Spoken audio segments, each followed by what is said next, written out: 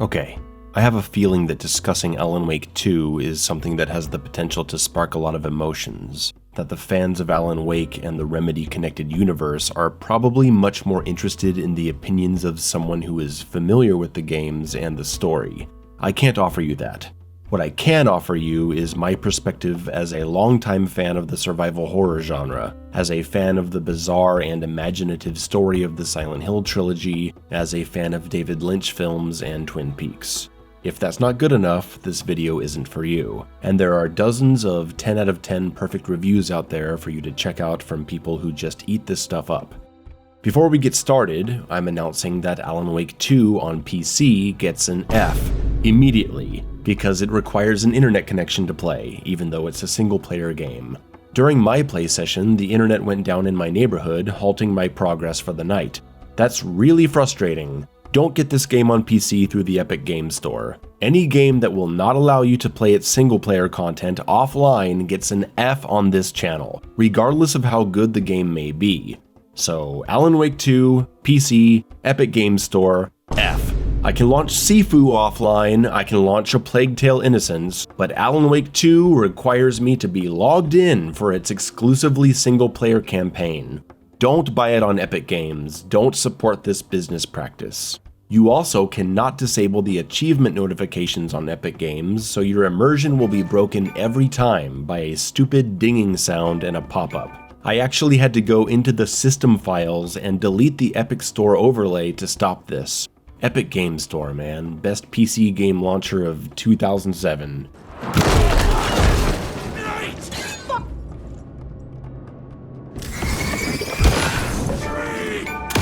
So, I remember when Alan Wake 1 came out. I didn't own an Xbox 360, so it passed me by. I heard it was pretty good and never thought about it again. I had no idea Control was connected to it, and while I haven't played Control, I do own it, and it's something I plan to get to eventually, probably for the Everyone Told Me to Play series. I tried Alan Wake 1 the week before 2 came out, and it just didn't do it for me. I liked the atmosphere, the look and controls of the game, and the story definitely pulled me in, but the gameplay got stale pretty quick. After about 3 hours, I just got tired of running around shining lights at people and then shooting. I opted to instead watch videos summarizing the story. Alan Wake 2 had me excited because I heard this time they're going for a survival horror experience instead of action horror like the original. Sounds good to me. That's the first thing I'm interested in talking about. Is this a survival horror game? For the first chapters, it really isn't. Not when you look at what makes up the survival horror genre. For the first, 7 hours, you have no concern over your inventory limit, you have plenty of resources, especially since there's very little combat. You're essentially following a linear path, completing a set list of actions, with exploration not being tied to map progression, instead only to find optional resources and story bits. The small amount of combat you encounter is basically just kill and move on, without the survival horror decision-making of leaving someone alive to save resources at the risk of dealing with them later during backtracking, because most of these early spaces are not going to be returned to at this point. The puzzles you come across are incredibly basic, just finding a code in a room and using it to open a lock. These large opening chapters feel much more like a prologue to the gameplay than an actual game. So for a good chunk of Alan Wake 2, no, I wouldn't call it a survival horror game. It's hard to say if I would even call it a game at all. It feels closer to an artistic, story-focused walking sim with occasional moments of picking something up or shooting a guy. I guarantee many of you are going to hate this game because of how slow and tedious the first chapters are. It doesn't get good until long after the point of not being able to return it. However, much further into the game, the actual survival horror gameplay starts to come together. Map exploration becomes more interesting because there are many multi-leveled environments you explore. I liked seeing no objective markers telling me where to go, allowing me to get lost at times and figure out my own way around. And it's great that you can overlook important weapons if you're not paying attention. And maps as well, they aren't given to you automatically. Exploration and puzzles yield you ammo, health, and weapons, charms that buff your character, and upgrade points that give health bonuses, extra weapon abilities, the usual stuff. And in this area, I am in agreement with SkillUp, in that it feels too video gamey for the mood of Alan Wake 2. We didn't need anything more than standard weapon function, and maybe some secrets that give a general HP boost or something. Though I do take issue with something he said in his video, and that's this. It's not that these things are bad, it's just that they don't fit in this game. This is one part of the survival horror genre that Remedy absolutely did not need to carry into Alan Wake 2. I know SkillUp is a fan of survival horror, so it's surprising that he would cite RPG-style character and weapon leveling as part of the survival horror genre. Maybe he's thinking of action horror titles like RE4 and Dead Space, but survival horror games like the original Resident Evils and RE1 remake, the RE2 and RE3 remakes, all the Silent Hill games, new titles like Tormented Souls and Signalis and The Bunker have no such upgrade system. The most you'll find is like an attachment for a gun. So yeah, just wanted to point that out. But I agree, this upgrade system doesn't belong in Alan Wake 2, and there should have been some other kind of reward for exploration and puzzle solving. On the topic of puzzles, despite them starting off quite basic, they become more challenging, asking you to decipher coded messages, find key phrases in stories, or solve math problems. They are all typically tied to a combination lock, which is quite disappointing, but how you get those combinations can, at times, be engaging. Ammunition and healing items start to run out as combat encounters get more intense, at least on the hard difficulty. Inventory space starts to fill up with large-sized weapons, leading you to finally use the shoebox in the save rooms to store items. I actually started running from fights sometimes to save ammo, at risk of getting hit as I escaped. So yeah, once it finally starts rolling, Alan Wake 2 plays as a pretty decent survival horror game, at times.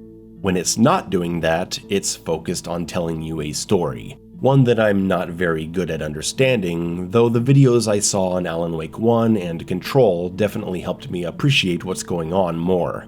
Alan Wake 2 is largely about the story. I followed most of it, other parts had me very confused, but I did stick with it all the way to the end. Reading every note, listening to every character, I was genuinely interested in trying to understand. Because I was entertained by the format the storytelling took during the Alan Wake sections. He's running around the dark place he's been trapped in for like 13 years, able to change murder scenes in his book to make them appear different, opening new paths, revealing parts of the story, and here and there he'll come across a television that warps him into a new dreamlike situation, played out by actors in live-action scenes, which I've never seen done better than this.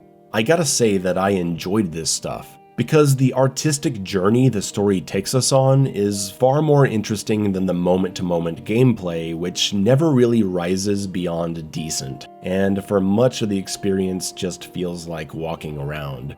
Alan Wake 2 pulled me in with its surreal presentation of the narrative. At times it was captivating.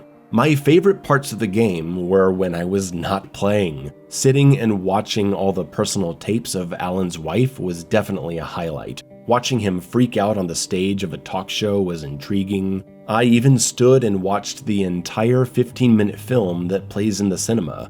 Honestly, I'd rather just watch all of Alan Wake 2 as a miniseries instead of it being a 20-hour game. Because yeah, 20 hours is the estimated completion time, and that's if you don't go out of your way to do everything on the side. I think this game could have been reduced by half. There's a lot of filler that could have been cut down, a lot of repetition, and you should be able to move twice this speed. Even when running away from a giant screaming void, you're jogging about as fast as you would if you were out walking a small dog in a park. You move at an agonizingly slow pace, which unfortunately killed my desire to explore. I wanted to walk around the town and see if I could find any resources or maybe some interesting story bits, but the fear of having to slowly jog all the way back just paralyzed me and killed my curiosity. It's really unfortunate. There's stuff I would have returned to check out, puzzles I would have returned to solve, if only I didn't run so slowly. While the story and presentation can be compelling, especially during the Alan Wake sections, there's a lot of redundancy. I couldn't tell you how many times I heard a variation of, "The darkness, gotta change the story. What's the ending? Did I write the book already, or is it yet to be written? Gotta stop the dark presence." Just mix that all up and you've got like 20 different scenes already. It's comically repetitive, to the point of feeling like parody the more it goes on. Same for the dozens of scenes of Alex Casey investigating murders, which to me felt disconnected from the main story, especially since all the talk about New York and what happened there doesn't really go anywhere. Or maybe it does, I don't know. By the end I was confused and annoyed by that part of the story. The other character, Sage Anderson, definitely gets the short end of the stick when it comes to the storytelling. As the world is affected by the books of Alan Wake from the Dark Place, her living daughter becomes a character that died in the story, and she's doing everything she can to undo that before it becomes an irreversible reality. And she spends the rest of the time walking around, talking to everyone, and learning about the history of the people in Bright Falls and her family, and I don't know. I found this far less compelling than what's happening on Alan's side. Probably because she doesn't experience all the weird reality-tripping stuff that Alan does, and that's the best stuff in the game. She's written to be quite boring, and portrayed equally so by the actress, with the side characters coming across way more human and interesting than her. That's a problem when all the side characters make your character feel boring. Large chunks of Sage's story are told through a detective board in her mind place, where she mentally sorts out the facts of the case to make deductions.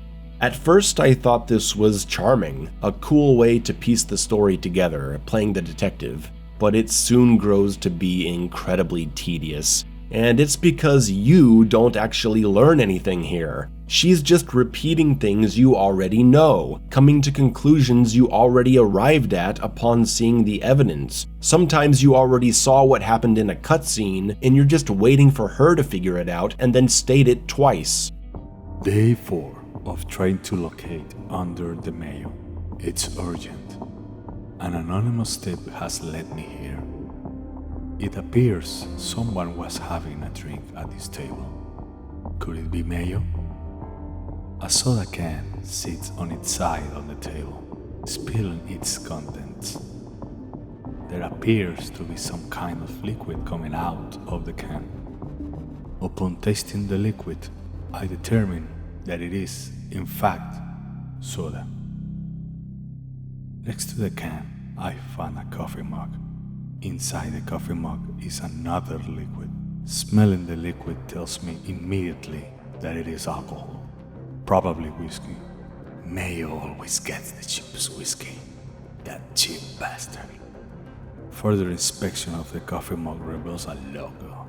It's Under the Mayo's logo. I gotta make sense of this somehow.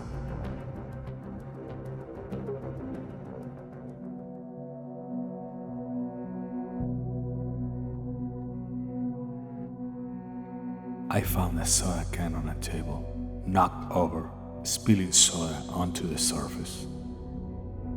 Next to the soda can was a coffee mug containing whiskey.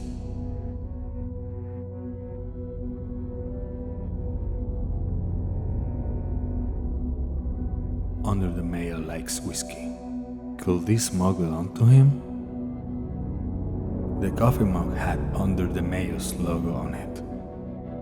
Under the Mayo was at this table, drinking whiskey and soda. Now, where is he? Dude, I'm right here. Oh! Man, I've been looking for you. I've literally been here the entire time. Really? Well, I'm hungry. Wanna get some lunch? Not with you. You. This is what it feels like to go through the evidence as Agent Anderson. It feels like padding for a game that's already too long. It drags out the game so much, and you have to sort these clues sometimes to progress. I'm not sure when you actually have to, but sometimes I just started ignoring all the clues for as long as I could, which would sometimes be an hour or more, and then I'd get stuck somewhere realizing I needed to sort the clues, and I'd have to go through this horribly painful process until my character arrived at the next plot point. Luckily, some of these boards sort themselves if you make enough progress, but often you're doing the work yourself, and it kinda sucks. Beyond this, you're doing character profiles where you psychically connect to people to get information about them, and sadly these are all done in the same animations from Sage, looking completely dead inside, and they go on and on. Yeah, you can skip them, but I'm trying to understand the story here. I don't want to skip anything, it's just so boring in how they're telling me all this information, and repeating themselves. And I won't get into what happens at the very end, but I will say that I found it to be shockingly unsatisfying. I was legitimately pissed off by the lack of resolution after 4 days of playing this and getting as invested in the story as I could, because at that point I was completely over the combat and the horror. The game is definitely creepy. Some areas had me on the edge of my seat, namely the power outage section of the nursing home. That was good stuff, and the shadow people in Alan's missions gave me a good scare from time to time. Not knowing which shadow was going to come alive and attack me led to some seriously tense moments where I just panicked and threw a flare or a flashbang to see if it hit anyone. But while there are a few genuine moments of tension and horror in the woods, in the nursing home, in the hotel, typically the only thing that pushes beyond tension is the jump scares, and there are many. They are effective, but they are overused, because the game's too long and it doesn't have anything else to offer, so they gotta keep jump scaring you with the same trick to keep you from falling asleep. I do actually like these jump scares, but they should only happen a handful of times, not dozens.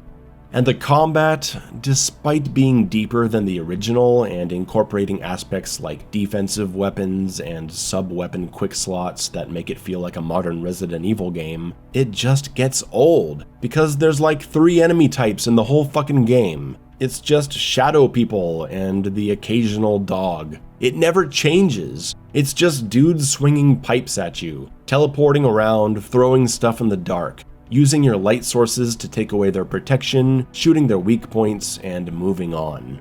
I definitely had some enjoyable combat moments when the main enemy I'm fighting isn't the camera. Oh yes, Mayo's complaining about the camera again. Because like every other game today, the camera system is implemented with no consideration for the level geometry or situations you can find yourself in when you're boxed in or surrounded. The camera zooms up your character's asshole and you can't see what's happening anymore. You get surrounded by teleporters, flanked while shooting someone. It's awful. This is not the appropriate camera for this kind of action. Add on top of that the extreme amount of visual distortion, and sometimes you can't even see what you're supposed to be fighting. A third of the screen is red because you're at low health, the camera is up your ass, and the enemies are blurred out. Sounds like a lot of fun, right? The original Alan Wake did it so much better. But now every game has to have a locked over-the-shoulder camera even if the AI behaviors don't complement it. Is this how games are gonna look forever now? This is Resident Evil, this is Alan Wake, this is Dead Space, and now I worry this is gonna be Silent Hill. Are we trapped? Does every AAA survival horror game have to be pistol headshots with a zoomed in over the shoulder camera and getting hit by enemies off screen? I'm sick of it. I want to see my character's face for once. How am I supposed to connect to this character's journey if all I see is their hair for 90% of it? Games used to have identities, you know? If you looked at Resident Evil, Silent Hill, and Alan Wake in the past, you could easily tell the difference just by their presentation. They had different camera direction that complemented the vision. Now they're interchangeable. Anyway, visually the game is great. Obviously you can see that. It's incredibly atmospheric, shockingly beautiful at times. I love this part in the dreary woods, seeing a bright blue Ferris wheel through the trees. Part of the town looks like what I imagine the Silent Hill 2 remake will look like, just much less foggy. I don't need to talk about the graphics are good. What else? The boss fights kinda suck, mirrors are an absolute mess, there's some nice music between chapters. You get the idea. Alan Wake 2 was quite disappointing as a game, and in ways as a story, mostly because of the repetitiveness, the monotonous detective board stuff, and the ending.